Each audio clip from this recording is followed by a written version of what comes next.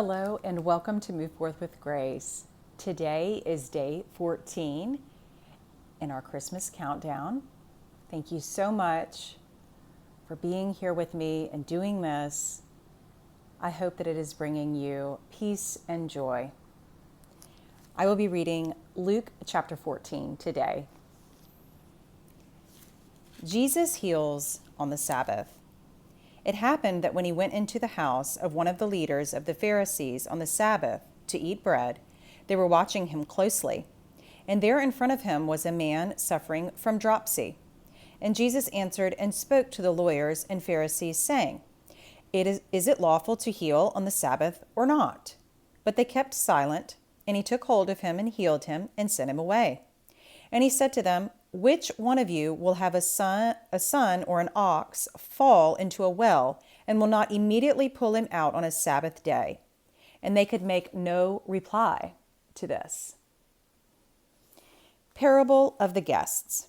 And he began speaking a parable to the invited guests when he noticed how they had been picking out the places of honor at the table, saying to them, When you are invited by someone to a wedding feast, do not take the place of honor, for someone more distinguished than you may be invited by him.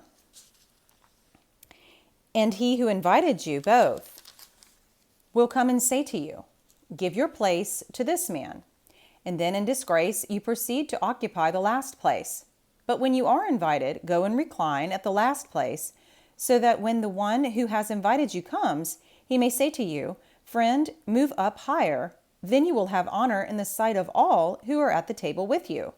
For everyone who exalts himself will be humbled, and he who humbles himself will be exalted. And he also went on to say, To the one who had invited him, When you give a luncheon or a dinner, do not invite your friends or your brothers or your relatives or rich neighbors. Otherwise, they may also invite you in return. That will be your repayment. But when you give a reception, invite the poor, the crippled, the lame, the blind, and you will be blessed, since they do not have the means to repay you, for you will be repaid at the resurrection of the righteous. When one of those who were reclining at the table with him heard this, he said to him, Blessed is everyone who will eat bread in the kingdom of God. Parable of the dinner.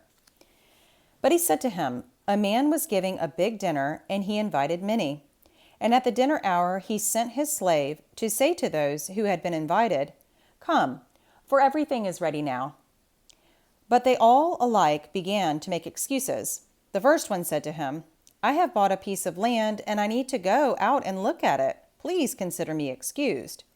Another one said, I have bought 5 yoke of oxen, and I am going to try them out. Please consider me excused. Another one said, I have married a wife, and for that reason I cannot come. And the slave came back and reported this to his master. Then the head of the household became angry and said to his slave, Go out at once into the streets and lanes of the city, and bring in here the poor and crippled and blind and lame. And the slave said, Master, what you commanded has been done, and still there is room. And the master said to the slave, Go out into the highways and along the hedges, and compel them to come in, so that my house may be filled. For I tell you, none of those men who were invited shall taste of my dinner. Discipleship tested. Now large crowds were going along with him, and he turned and said to them, If anyone comes to me and does not hate his own father and mother and wife and children and brothers and sisters, yes, and even his own life, he cannot be my disciple.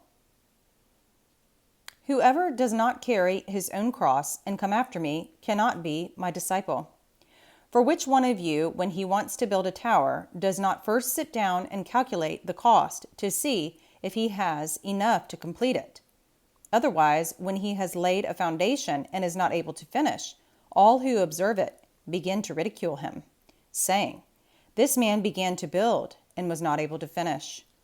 Or what king, when he sets out to meet another king in battle, will not first sit down and consider whether he is strong enough, with 10,000 men, to encounter the one coming against him with 20,000? Or else, while the other is still far away, He sends a delegation and asks for terms of peace. So then, none of you can be my disciple who does not give up all his own possessions. Therefore, salt is good, but if even salt has become tasteless, with what will it be seasoned? It is useless either for the soil or for the manure pile. It is thrown out. He who has ears to hear, let him hear. And that concludes our reading for today. Thank you so much for joining me, and I look forward to being with you tomorrow.